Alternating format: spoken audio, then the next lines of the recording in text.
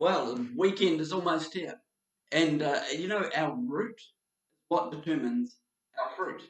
Often we don't realize that our reactions to people and our situations are actually the result of what is happening in our heart. So even our hurtful actions are simply the result of hurt in our own hearts.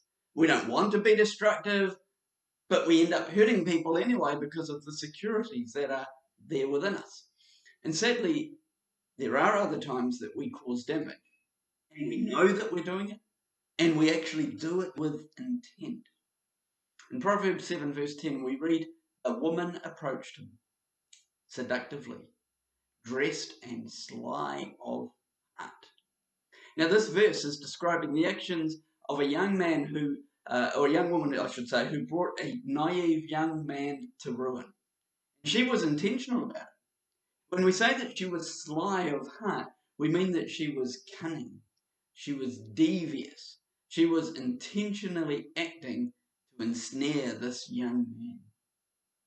Now, does this mean that there are some people who are simply bad hearted people? No. What it does mean is that every heart has been affected by sin in the world. Even people who intentionally lead others astray and cause harm to others are people who are loved by God. But at some point in their life, and often it's horrid circumstances, these people's hearts have become so broken that they have like an abused root, and an abused root can only produce abusive fruit. An abused root can only produce abusive fruit. And God is the mender of broken hearts. He's able to change even those who are sly of heart. But rather than become sly of heart, we're better to get in early with prevention, guard our heart, so we don't get to that point where we are sly of heart. So here's our thought to ponder today.